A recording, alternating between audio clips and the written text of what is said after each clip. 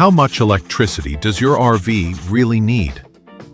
So, if you really want to figure this out, the key is to understand how much electricity you actually use in a day while traveling in your RV. Next, I'm going to walk you through a simple, clear, and super practical way to calculate your daily electricity usage in an RV. Step 1. Define your RV lifestyle. In general, RV travel can be divided into 4 common types. First, casual weekend camping. Second, weekend family camping. Third, long-term van life.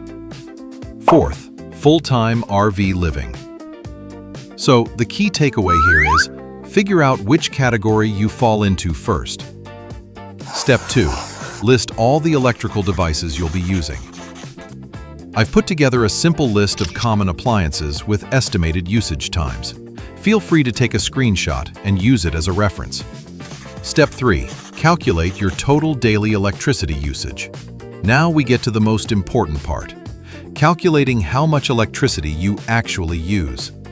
The formula is very simple. Power, watts, multiply usage time, hours, equal to energy consumption, watt-hours. Next, we'll go through the 4 different usage scenarios we mentioned earlier and calculate them one by one. Let's start with the first scenario, weekend camping. In this case, the typical devices you'll use include a fridge, lighting, an induction cooktop occasionally, and charging for phones and tablets. A fridge usually runs at around 80 watts and operates 24 hours a day, so that's about 1920 watt-hours per day. Lighting is roughly 50 watts, used for about 6 hours, which comes out to around 300 watt-hours. An induction cooktop is typically about 1200 watts, but for weekend camping you might only use it briefly, say 0.5 hours, so that's about 600 watt-hours. Then add charging for phones, tablets, and other small devices, which is roughly 90 watt-hours. Add everything up, and you get about 2,910 watt-hours per day. Also, keep in mind that during the DC to AC conversion process, the inverter will lose some energy as heat. This means the usable power is slightly less than the calculated value, with typical efficiency around 90%. So, in real-world planning, you should always leave a bit of extra buffer. So, for weekend campers, it's recommended to prepare at least 3,000 to 4,000 watt-hours of electricity every day to stay on the safe side. For weekend family camping, you'll typically add more devices like an air conditioner and a game console, so your overall electricity usage will increase noticeably. Here's a quick breakdown. Typically, a rooftop RV air conditioner consumes around 3,300 watt-hours of electricity per day. A game console adds about 74 watt-hours. Adding these to the previous setup, your total daily electricity usage comes out to around 6,285 watt-hours. Also, keep in mind that the inverter efficiency is typically around 90%. So, it's recommended to prepare at least 7,000 to 8,000 watt-hours of electricity every day.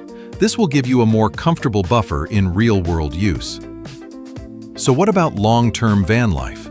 In this case, you'll be spending much more time in your RV, and your electricity usage will be closer to everyday living. You'll also need to support work and internet access. Because of that, you'll likely add devices like Starlink, a laptop, a coffee maker, and an electric kettle. Based on a full calculation, the average daily electricity usage for this kind of setup is around 6,695 watt-hours. Also, keep in mind that inverter efficiency is typically around 90%. So, it's recommended to prepare at least 8,000 to 9,000 watt-hours of electricity every day. This way, you'll have a more reliable and sufficient electricity supply during long-term travel. Finally, let's look at the highest electricity usage scenario, full-time RV living. In this setup, your RV is your primary home. You'll have more appliances and use them more frequently, which means your overall electricity demand is much higher. In addition to the basic devices, you'll likely be using things like a TV, air fryer, microwave, washing machine, hair dryer, and water pump. Based on a full calculation, the average daily electricity usage for this scenario is around 8,225 watt-hours. Also, keep in mind that inverter efficiency is typically around 90%. So, it's recommended to reserve around 9,000 to 12,000 watt-hours of electricity every day. This way, even during high-demand usage, you'll still have enough buffer to handle it comfortably. So, there's no one-size-fits-all answer when it comes to RV electricity needs. Just follow the 3 steps we talked about. Define your usage, list your devices, and calculate your electricity consumption, and you'll have a setup that truly fits your lifestyle. If you find this video helpful, feel free to support us. We'll keep sharing more practical tips like this.